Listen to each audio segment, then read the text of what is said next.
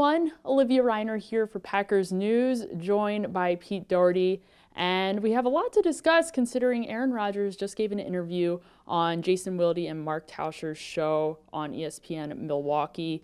It was a part of the interview, it wasn't the entire interview to my knowledge. The rest of the interview will be airing tomorrow morning, which if you're watching this tonight, it's Monday night, tomorrow would be Tuesday. So the rest will be coming on Tuesday. However, there was a lot of interesting stuff to discuss that we heard in this clip that aired on Monday. So first impressions, just right off the bat, Aaron came out and he spoke for a really long time. Was just prompted by a single question, and he went on for what seemed like 10 minutes or so.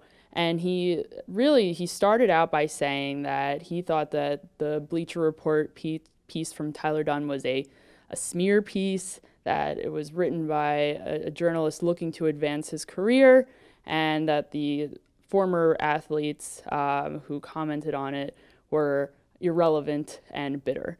So that was sort of what set the tone for the entire conversation. What was your impression of the first 10 minutes or so of the interview?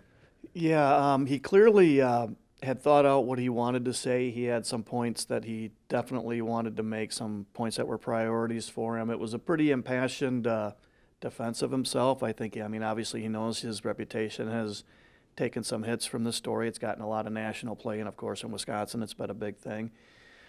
He definitely, one of the biggest things was he wanted to say that Mark Murphy never said anything remotely to him like, don't be part of the problem, and said that their conversation was, after he had talked, Rodgers had talked to LaFleur for the first time, he called him, Murphy called him to say, what'd you think? It looks like we're probably going to hire this guy or offer him a contract.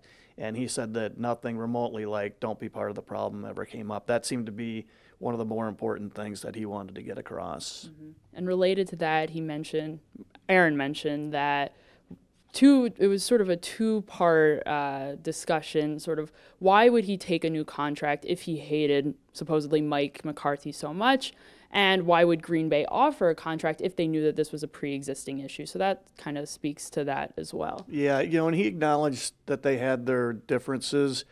He said they always talked him out, sometimes at his house, sometimes at McCarthy's, sometimes in McCarthy's office. He did say the one thing he really regretted is what he said after the Bills game when he criticized the play calling after a 20-0 win. And I still wonder if some of those differences between them run deeper than he's willing to say publicly. He went way out of his way to praise McCarthy and ask Packers fans to shake his hand and thank him for everything he's done for the organization. If they run into him, McCarthy still lives in Green Bay.